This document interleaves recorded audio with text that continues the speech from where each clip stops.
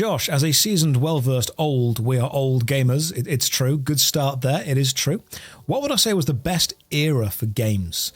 Though everything internally screams 90s, I think 2007, 2014 was the pinnacle of gaming. Oh, the era of games. How... Within all of human history, like, how big can we go? Like, if we're talking about all of human history, because human history is a couple of 100,000 years, I think. I can never quite remember when prehistory begins, but if we're looking at the lifespan of the Earth, then the best kind of gaming time, if you will, has probably been the last 100 years.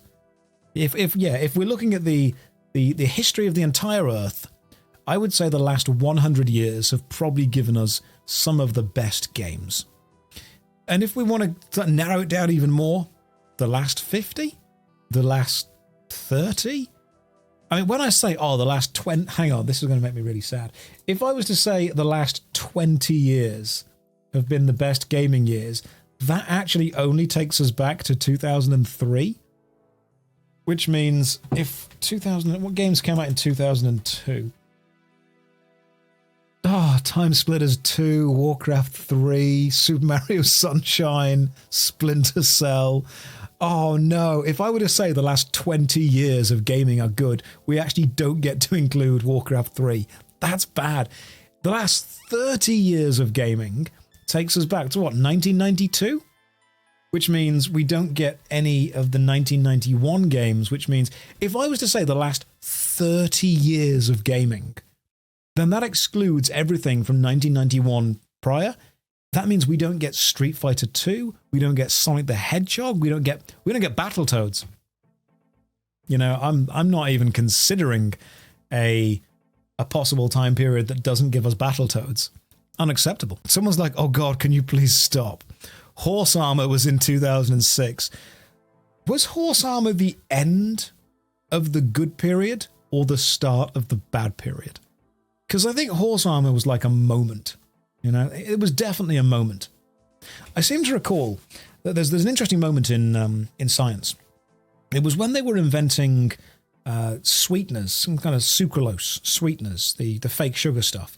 And I'm sure I remember a scientist passing it to another one. I was reading about this in school. And what the scientist said was, test this, as in test it for like, you know, acidity, pH balance, stuff like that. But what the person given it heard was, taste this. So they tasted it. And they went, yeah, it's really sweet. And that's when they discovered that it was both non-toxic and really sweet. And so they invented or developed a sweetener at that point. And that moment was when kind of like a mistake happened that led to the world we have now, everything being full of sweetener. Was the horse armor the mistake that people sat back, looked at, and they went, actually, we're onto something here. This is big. This is actually big. Was that the moment? I think it may have been. Let me just... mirrored sugar is non-toxic, but impossible to process for us. I see. I don't know that much about that much, but I know that sweeteners and sugars are not always the best things to have lots of, so I try and avoid them as and when I can. That being said, I did have a cream egg for breakfast, so I'm probably not the best authority to tell people what they can and cannot do with their time and what they should and shouldn't put into their bodies. Because I try not to be hypocritical. I can sit here and wax poetical about what you should do with your body, and then I just go and do the exact opposite. So, no, just do whatever you want to do, really. Did I have it on toast? I didn't. I just ripped the cover off it and just shoved it all in my face like an animal. That's what I did.